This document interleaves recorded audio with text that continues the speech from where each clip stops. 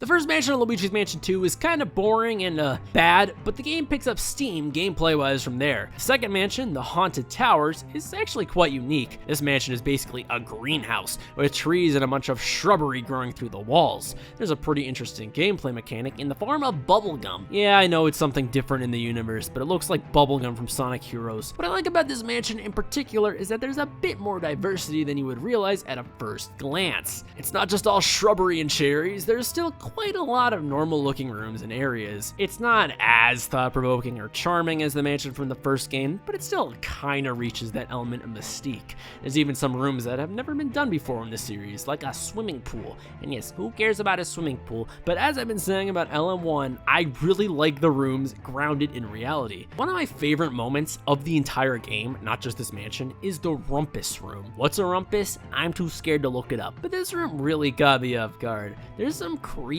ass dolls in here. I mean, this room actually just feels like a room that could have been in Luigi's Mansion 1. It got me off guard since this game is not necessarily creepy or weird, and then you get here and you have to check if the Nintendo logo is on the box art. The old Clockworks is a pretty neat aesthetic, one that I don't feel like would even be noteworthy if it wasn't for the fact that this game takes place entirely at night. I enjoy this mansion since this game's puzzle solving aspect really picks up from here. There's a really cute section in C3 where there's a conveyor that pushes Luigi backwards, and you have to just barely inch your way up on these Scooby-Doo ass hallways to make it to the end. This mansion also just has a lot of moments that has Luigi interacting with the world in a meaningful way, such as setting alarm clocks for the ghosts to wake them up or to get inside. As said, I love in Luigi's Mansion the moments you engage with the world, and this kind of scratches away at that itch a bit. I will say though that the Polter Pup chasing mansion here is a load of BS. There's one point where the paw prints were completely ambiguous as to where he went. I mean, would you really guess this pattern meant he went upstairs? I actually had to look up where to go, and yes, I like puzzle solving, but if it's so confusing or cryptic to the point of having to cheat,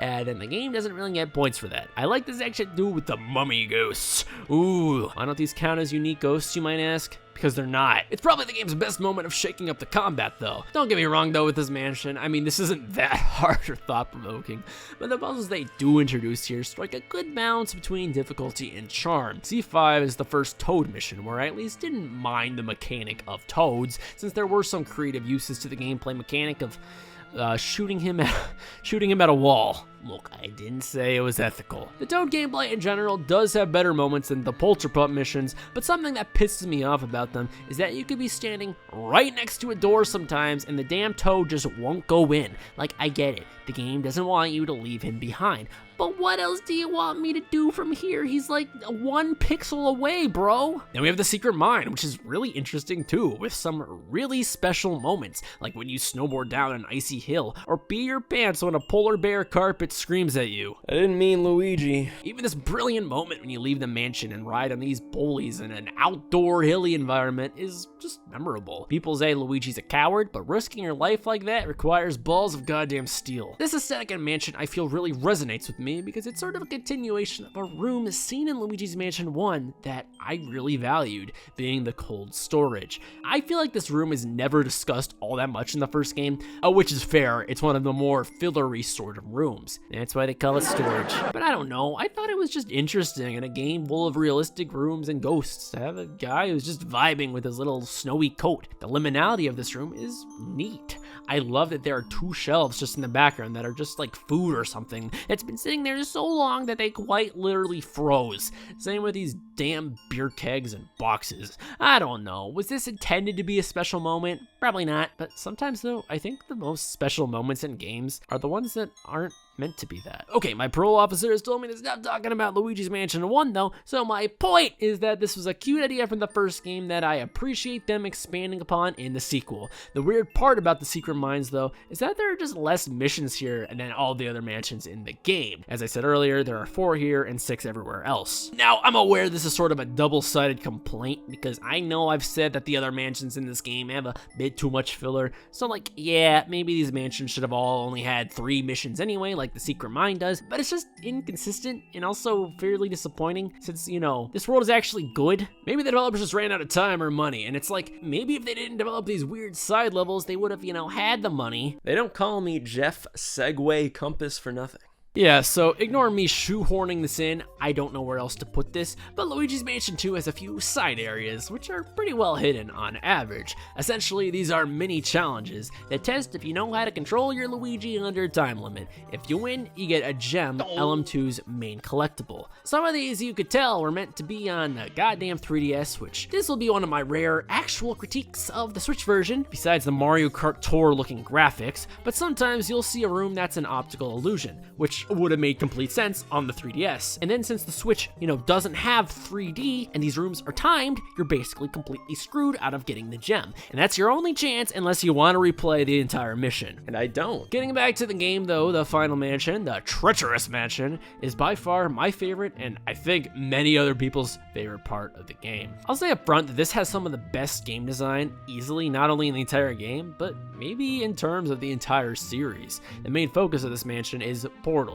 Okay, hold your lawsuits, PC fanboys, relax. Now, portals were technically introduced in the prior mansion, to be fair, but this is really where the developers turned on the valve with their usefulness. Basically, the portals connect to rooms that have their own distinct themes. So the first floor is a bit basic, with each of the bigger rooms containing a throwback of sorts to the other 4 mansions of the game. Now, I'm not always the biggest fan of when games do this, as it feels like a way to cut down on resources just to be like, oh, look at these worlds you just played, aren't you nostalgic for last Tuesday? However, I will give this game a pass here since they actually pull this off very well. The trick I really liked with one of these missions is that there's usually an item in one of the 4 rooms that works with solving a puzzle in a corresponding room. What I liked about this was that it was never obvious. It would be something that you kind of probably glossed over, like a stick from the plant room or the bucket from the armory room, or hell, having to transport fire between the portals. This was genuinely clever puzzle solving.